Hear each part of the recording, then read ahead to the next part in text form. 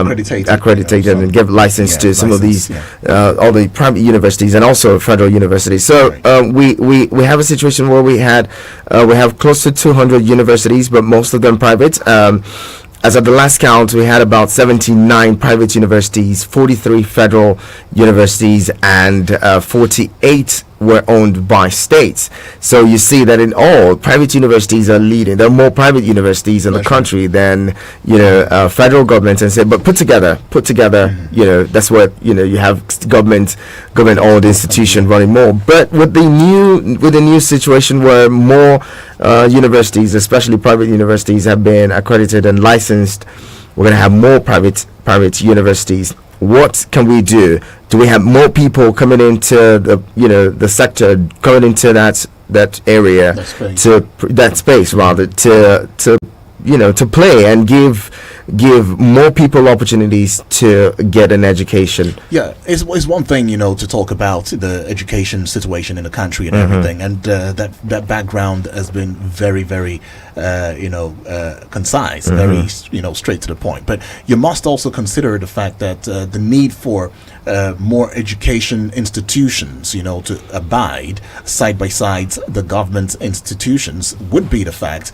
that every year from our 6334 education system that we have in the country, we have more people in terms of our population who are deficits in having admissions or gaining admissions into high institutions and all of that. If you can check the track record, from WAEC to the JAMB, the fact that you were able to gain the cutoff point does not mean it doesn't guarantee you admission. Doesn't guarantee the fact that you go to school. And we see all of these things, getting a side effect on the nation. First, as a private family, right, and then in the society, because you see most of this pupils or students, roaming the streets, and some of them have not been very industrious enough or very tactful, to wanting to put your hands into other, trade, whilst the education or the admissions,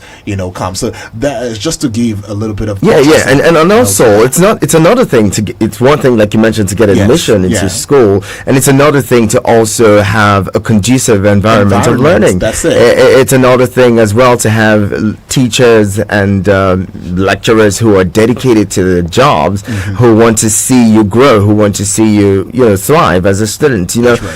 Also, another issue to that would also be the welfare of those who are teaching you. If the man who comes into class to teach you isn't well catered for, doesn't have his mind, or isn't in the right frame of mind, what quality of education are you going to get off that person? That's right. How is he going to teach you and impact you and care about you? Because I haven't been taken care of. How do I want to care about you? Which is why you go to several tertiary institutions and you see students being treated like they're lower than human beings. You have situations where even the lecturer doesn't have a desk, doesn't have an office. They cannot. So how's he going to care about the student who's standing, and receiving lectures from the windows? I was going to go there. So all of these things play a large role, which is why I think that more private universities are gaining relevance, because at least they care about the number of students that are in a class. They care about a conducive environment for learning. I mean, I've visited a couple of private universities within the last couple of months, and I've seen, this is what a school should look like, right? This is what it should look like. People should be able to move around in serene environments, learning serene environments and all. And there's a couple of private universities that have offered that. Maybe we need to get to the point where the federal government needs to begin to look at this. Now, don't forget that there are institutions and organizations that are donating monies to the federal government, and also there's the Education Trust Fund. There is all of that. There's all of those monies. There's education tax. Going to, but some of these universities doesn't translate to what you expect. It's really sad, Hannah, because it was not until I was in my final year at my university that I discovered that there were some monies that were dedicated for students who wanted to go on research.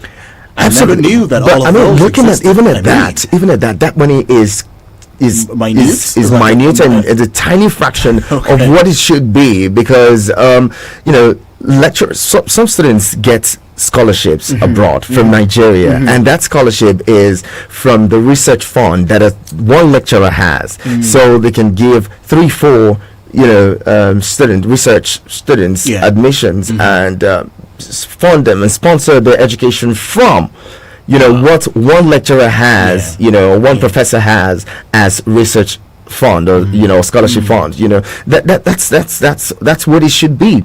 Now, in a situation where an entire department, right, gets what maybe a graduate assistant gets, or one professor gets for scholarship, it just doesn't, or an entire school, it doesn't cut it. There should be more monies allocated and given to professors for research. I mean, that's one way to fund education. True. Professors should be able to pay scholarship and tuition, and some give some scholarships to students, or pay stipends to graduate assistants who are working with them, to see that they're able to get this research done. We are in a country that is full of very smart people. Very, very smart. I mean, you see them leave this country and they do exploits. They do amazing things in different fields and endeavors of life. But right here, seems like no one is paying attention. Maybe because we've not really understood what education should really mean for a country. In fact, there have been several, conversations that border around this subject of discourse, where it has been pointed out that if you had a society that is educated, then you wouldn't have to bother about some of the, anti-social, activities that go on in such societies. Take, for example, what we just had a conversation over. I mean, the attack on the NAFDAC van and all of that. If education was a proper thing, whereby after education there is also gainful employment, I wouldn't think such a menace would suffer. But how would education get prominence and get the relevance that it requires when the qualification to be president, to be the number one citizen of a country, is primary schools at in Ivory Coast, the African finals, that would cost her, the flight tickets alone to Ivory Coast would cost her about 5 months of her salary. No way. So she couldn't afford it, right? A professor. Right, so professors earn about 400 and 450,000 naira. Professor emeritus. This is like professor. The height. I mean, last but one step or so in academia, and they get that amount if they have to work solely for the federal government, right? Which is why a lot of them are, going on. What do you call it now? Consulting for several universities or even private universities, because that's where they get more money. That's where they get more pay.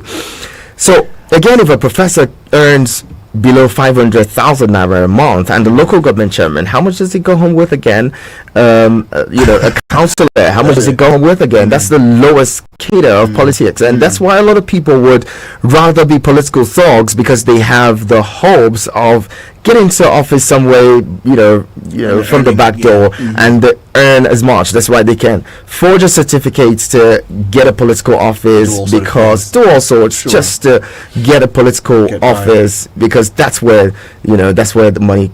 That's where there's more money. Well, I guess that's why this conversation is gaining prominence right here on Eagles 102.3 FM Abuja. I mean, if we've been able to pay more attention to the education sector, we probably would have had a turnover of, good tidings, in the country today. And then that also takes you back to the place of, personal development. You would also discover that in many institutions, there's been a place of refurbishing past questions here and there. Not even talk about that. Oh my God! But I mean, that's why there should be a healthy competition, right? Whereby universities or high institutions should be churned out, or should be coming up, not just coming up without regulations, but of course coming up with some sensitivity and sensibility, with a duty to show to be able to reach out, to a society, a teeming population of Nigerians who have one way or the other, for one reason or the other, have not been able to clinch, or find themselves within the space of the ivory towers. It's also sad considering the fact that back in the day, if you were educated abroad, it was considered that you were not so smart to study here. But these days, graduates from diaspora is what everyone wants to employ. People don't even want to employ people who studied here, and that's so sad. Does it mean would they do more research? You go through a lot of difficulty getting an education here, but you can't even land a job. And someone who goes abroad, which is why most politicians and everyone else wants to send their kids abroad. That's right. They want to send them abroad to get an education and then come back here to take up the scarce jobs available to school here, especially going to these public universities. Sure.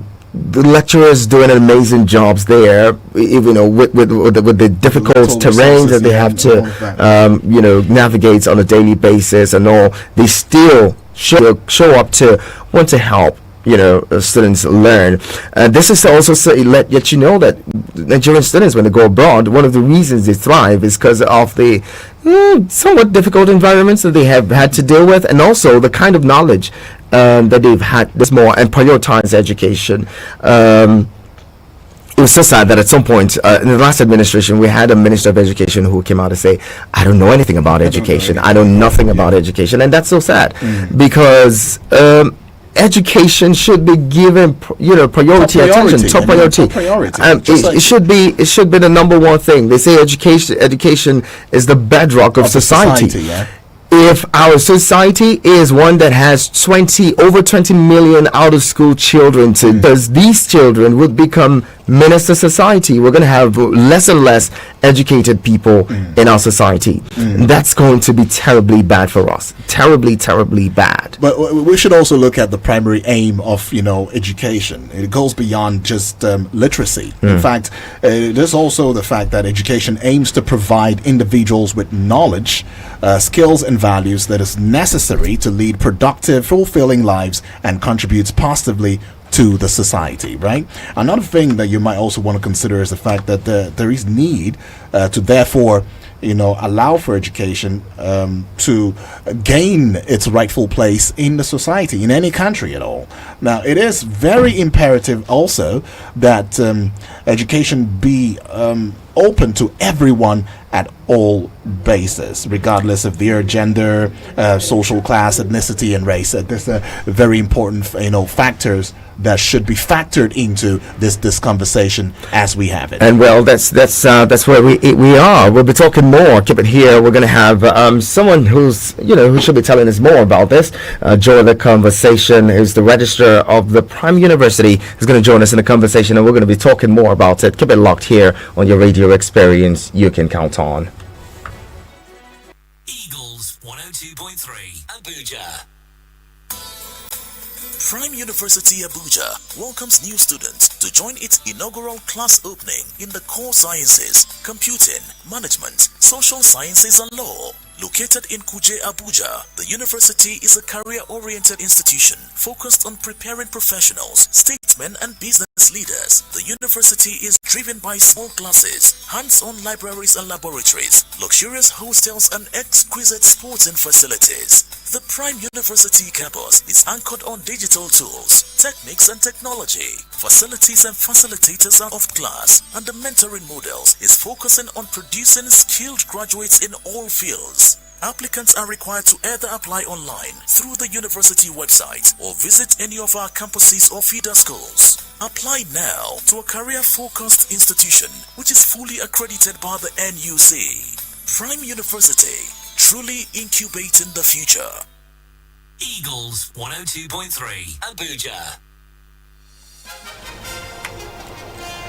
Thank you for staying with us on your radio experience. You can count on. This is Eagles Outlook, and we've been talking about the education sector in Nigeria, talking about how we can improve it, especially with the private sector playing a large role towards improving the quality of education that we get in Nigeria. And joining us in the conversation is one big one. We call it a big fish, right? Yes. A big fish joining us here. He is the registrar of Prime University, Dr. Abba Taker, PhD, is joining us this morning. Thank you so much for joining us. How are you today? Fine, thank you. The name is Abba Tahir. Tahir, not okay. Tukur. Oh, Abba Tahir, PhD. Thank you so much. So let's get into the conversation. We'll be talking about education, and what would be your perception of Nigerian education? How would you rate the educational space in Nigeria, especially tertiary education, which you're a big player in? We have indeed come a long way, but for 64 years since independence, we have been training, preparing, and graduating job seekers. And then our challenges at the beginning were not the same, and our challenges long after independence and long after we have collapsed into regions, states, and further subdivisions into more states and local councils. So at the point we became we were searching for independence, or when soon after independence, there were fewer schools in Nigeria, and there were fewer workspaces in the civil service.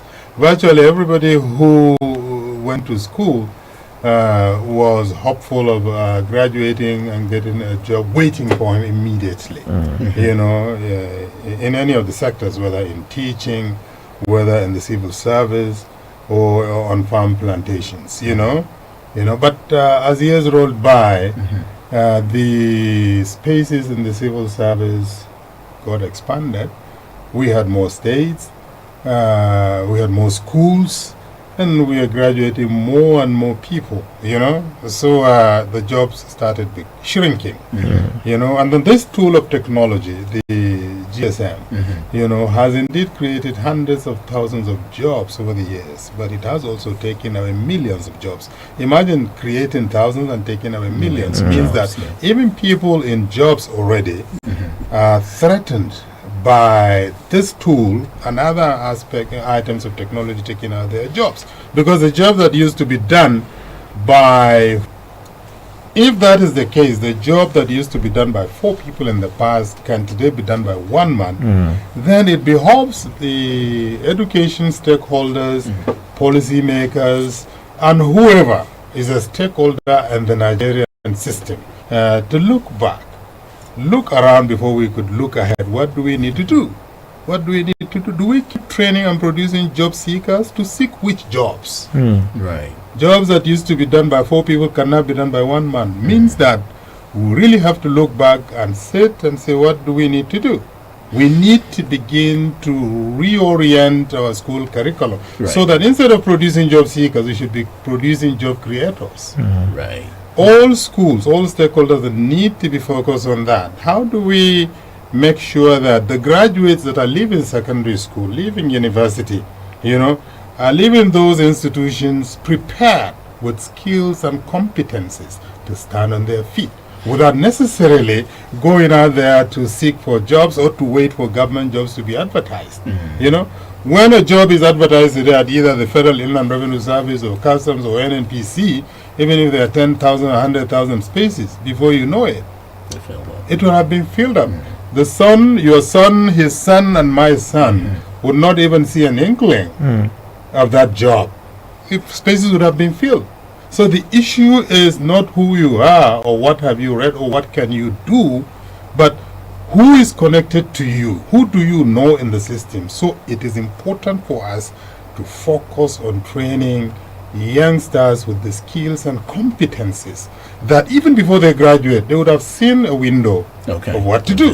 Whether it's in agriculture, whether it's in carpentry, whether it's in upholstery, whether it's in plumbing, whatever that is. I think it is critical. So that is the focus of Prime University. Right. A career-oriented institution that is bent on preparing youngsters, to graduate as job creators.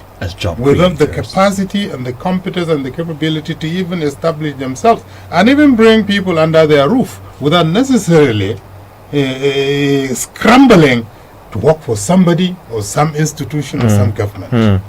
Well said, Dr. Tahir. I mean, you just answered like 5 questions in one breath. But let's talk about Prime University for for a bit. Prime University, in a space that has close to 200 universities. I know you just mentioned a bit of what it is that Prime University is bringing, but what is different? What is different about Prime University that other universities do not have in the country? It's not necessarily about the courses we offer, because virtually every other university offers the courses, but about our philosophy and about approach. You know, our philosophy is focused on career orientation, like I said.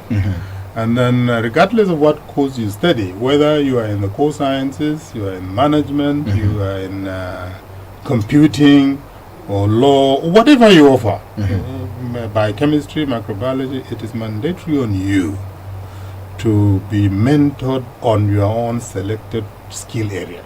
Oh, okay. So that you will be able to have a skill that you will graduate with. So much so that even before graduating, you'll be thinking of when you go on a long holiday, you'll be testing these skills in your community, in your society, even in the neighborhood of the university that's business oriented.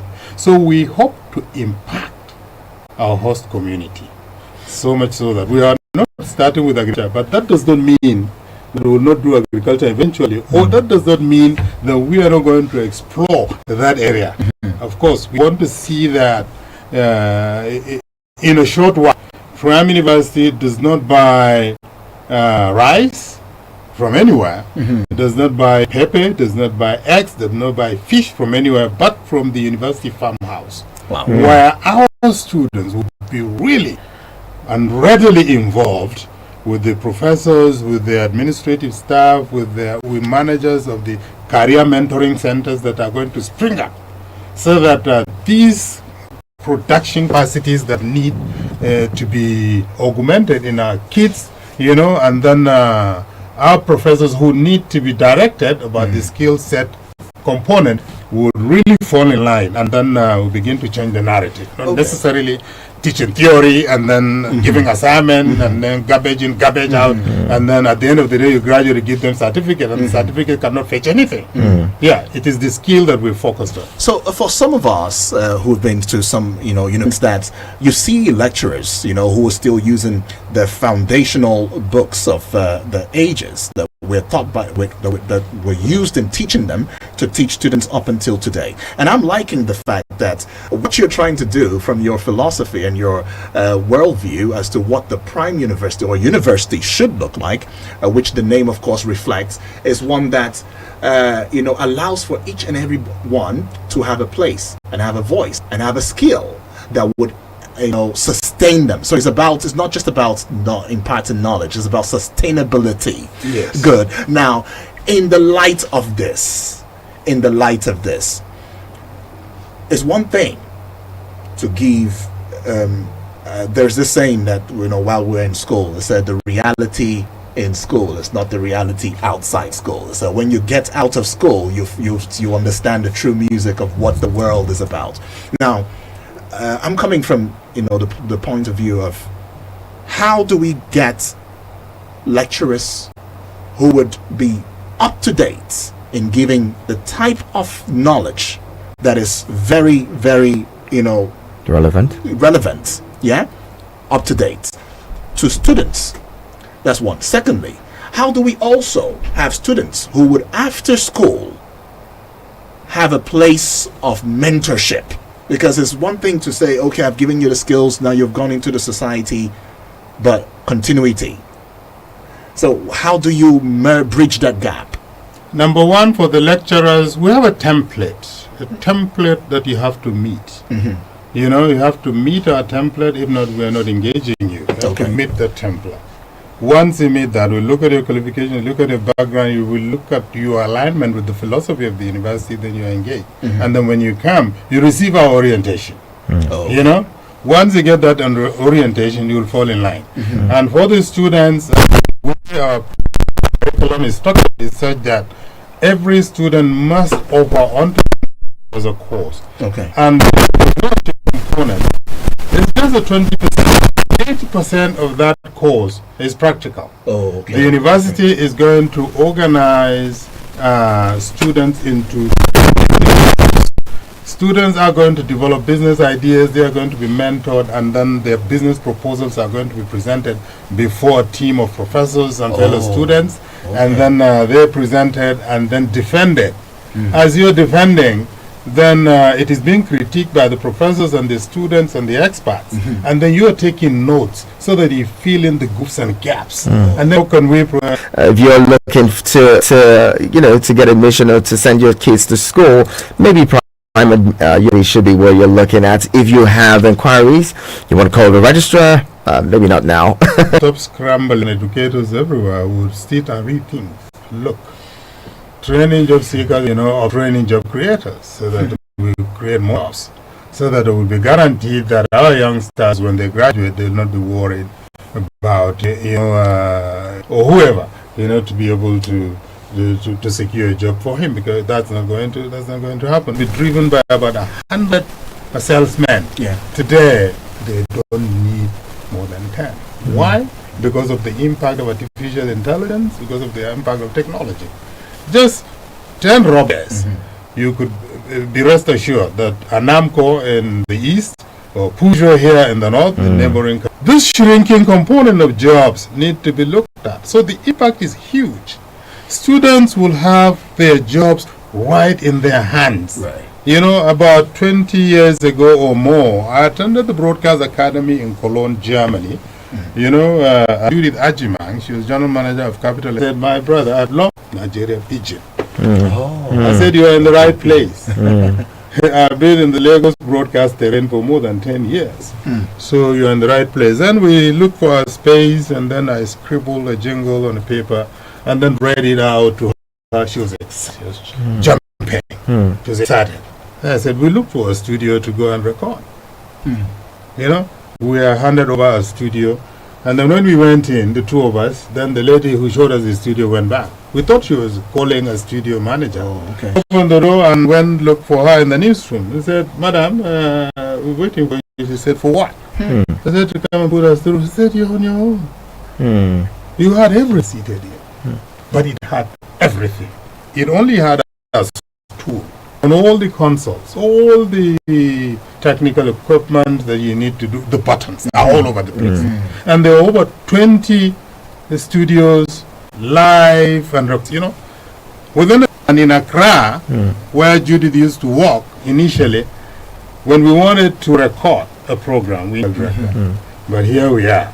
You needed one. That's over 20 years ago. And focused on this direction, the better for us as a nation, you would say. Now, let's get into talking about, Prime University some more. Where is Prime University, and how do you intend to, how can people apply if they want to,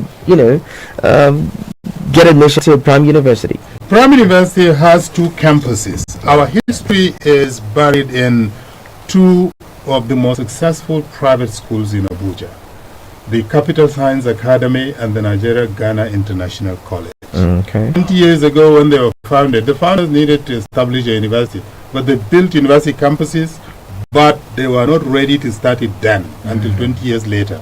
So they decided to start the high school component. One is in Chibiri in Kuje, the other is in Dafara, also in Kuje.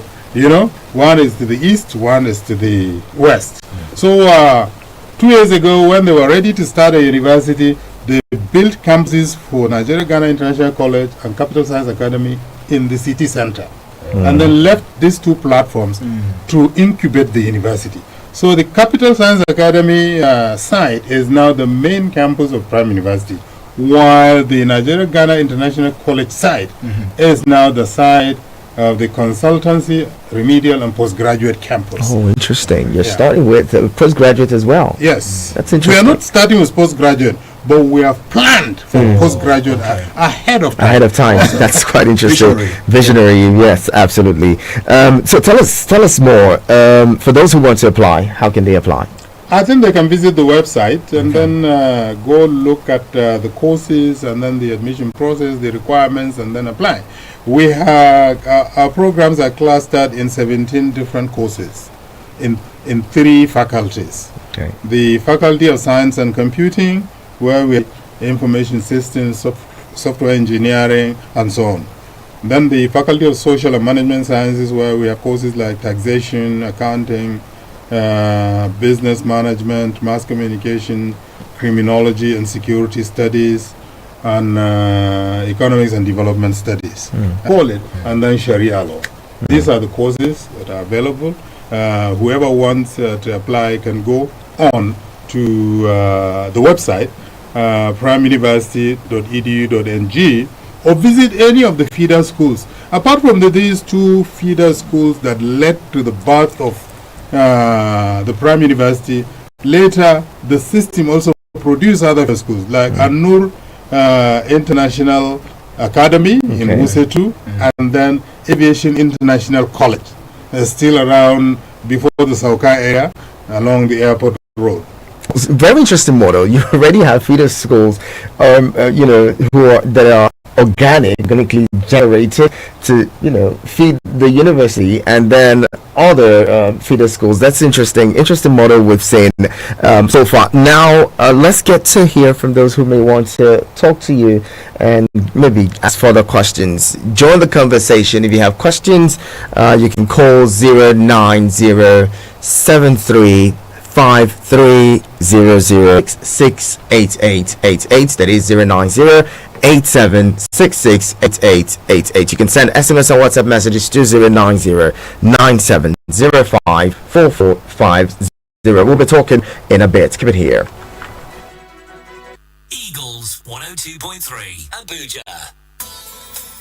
Prime University Abuja welcomes new students to join its inaugural class opening in the core sciences, computing, management, social sciences and law. Located in Kuje, Abuja, the university is a career-oriented institution focused on preparing professionals, statesmen and business leaders. The university is driven by small classes, hands-on libraries and laboratories, luxurious hostels and exquisite sports and facilities. The Prime University campus is anchored on digital tools, techniques and technology. Facilities and facilitators are of class, and the mentoring models is focusing on producing skilled graduates in all fields. Applicants are required to either apply online through the university website or visit any of our campuses or feeder schools. Apply now to a career-focused institution which is fully accredited by the NUC.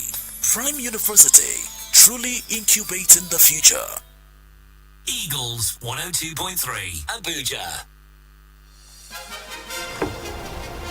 Welcome back and thank you for staying with us. It is Eagles 102.3 FM Abuja. Remember, we keep saying it that we've got a radio broadcast that you can count on. It's an experience. And yes, we still have our guest in the studio. Is Abba Tahir, is PhD, is a registrar of Prime University. And for more inquiries, you can into how you can get involved with the Prime University, you should call registrar on 0803 62 00067. I'll take that again, 0803 6200067. Or you can call 0807 6000 212. Right. And you can call Mr. Dauda, who's the director admin, on 0803 admission, I beg your pardon, admission 0803 967 7605. I'd like to get back to you, sir. I'm really fascinated. About what this university stands for, and I'd like to know. I'm sure the person listening now also wants to know what exactly is the mantra that drives this institution. What is that mantra? What is that drive? For this institution, Prime University. I think the founders of Prime University have a passion, have an irresistible or insatiable passion for education. They can invest anything in education, so they're not implanting this university to make money. Oh, okay. Usually education is one of the most costliest business to run. Is one of the most difficult businesses to sell, because the result will come in years, not immediately. So if you are interested in making immediate money, you don't go into education. So it is the passion. Whoever you see going into education, it is the passion. I can tell you this because I'm coming to Prime University from a background of starting a university I was part of the inaugural management team that founded the American University of Nigeria. Yeah. I spent 17 long years there. For the first 7 years, I was a substantive director of PR, of marketing, of student enrollment, of admissions, And then the last 10 years, I was a vice president, I was in the vice presidency of the university, and I've acted for the presidency, for the president on many occasions. Right. So we've seen what we have done there, and it's not only me, even the other members of senior management at Prime University came from substantial background of experience and expertise in running higher education, federal universities, state universities, private universities. So we are like a confluence and convergence center for knowledge and experience and expertise in running institutions. So the mantra is the founders are passionate, and they have went to the market to look for the best and brightest in terms of those who are going to run and manage the institution, so that we focus on a philosophy that is unique, that is new, that will move the institution to a new level. Well, I see that you have also gained some, exposure. I mean, you've been trained in Nigeria, you've been trained in the US, you've been trained in Germany. I mean, these and many more countries and all of that, even in the UK, right? Now, one thing that we also would want to identify with is the feasibility and visibility have an impact. Because, I mean, you've been one who has been a teacher. Even within the media space, you've been very prominent, in that space. Is this to say that all of these exposures would come to bear in the lives of those who are students, of your students? Since it did come to bear for 17 long years on the American university students, and the quality and quantity of graduates that have been mentored from that university, and the impact is all over the place. The American University of Nigeria was the second private university in the country at the point we started in 2004. Right. And it was very fast in the north of the country, At the point we started, the competition was less. And now that we start in Prime University, the competition is much, much higher, because we have 147 private universities at last count. Oh. And more than 7 of them are located in Abuja. So what will stand you out is who you are. How different are you? What are you bringing to the table that has not been there? That would make you escalate what was already there to a higher level, so that you change the narrative in the education system. All right, we have a few more minutes before the conversation gets pretty interesting. Sometimes you get carried away. Doctor, you've been very, very phenomenal with, the way that you've laid out all of the plans and what Prime University is about. Join now 09073530044 and 09087668888. We apologize if we couldn't take your calls earlier. Joining now and share those calls, share those thoughts with us. 09073530044 and 09087668888. We've been talking about education, especially focusing on Prime University. We have with us Abba Tahir, PhD, who is the registrar of Prime University, sharing the philosophy and what Prime University is about. So for those of you who have words and children who you're looking to gain admission to tertiary institution, maybe you should be looking in the direction of Prime University. Join us now. Let's get this call list in. Do we have them? Okay. We'll come back to you before we wrap up quickly. Dr. Tahir, what would you say to the average Nigerian about how they can get their children into Prime University without breaking so much sweat? Right. Yeah, just if you want to physically visit us, visit any of the feeder schools in the city center in Abuja.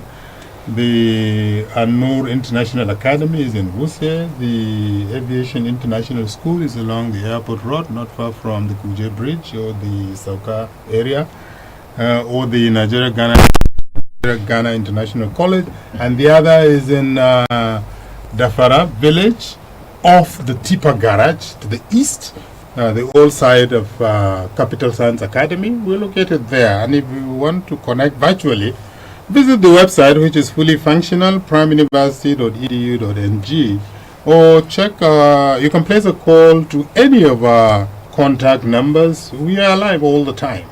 You'll get someone who will speak to you and then explain whatever you need to know more. All right.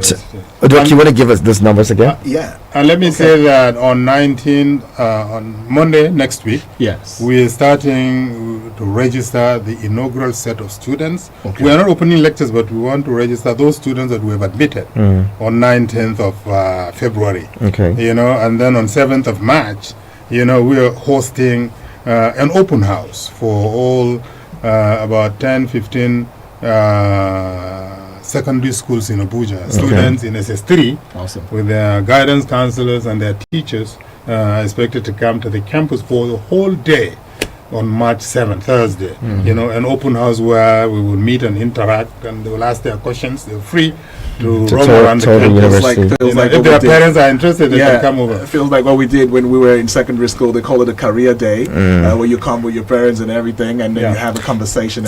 Well, it feels good. That is something, because that's something that should be encouraged. I mean, quite a number of students really wanting to have a conversation in this regard, but they don't have the platform, to do so. And it is also very poignant to note the fact that every individual is a different being and have their own perspective to life and what it is that they would love to study in school, and that kind of gathering can give them a clear insight into what it is that they want to become in life. Well, we'll give you the numbers just one more time. We've had a bit of difficulty with the network with the phone lines. But keep trying, and of course you would get through. But then for inquiries, you can call the registrar on 0803 6200067 or 0807 600212. Or you can as well reach out to Mr. Doda, who is the Director Admission, on 0803 967 7605. Very well, Dr. Abba Kabir, Registrar Prime University, would love to say a big thank you for coming in here and sharing this, talking about Prime University with us and the entire education sector in the country. Really appreciate your time and thoughts on the program. Thank you so much. Appreciate it. Well then, this is where we call it a close, on the program today. But of course, many thanks to you, and we know that you try to reach out at some point.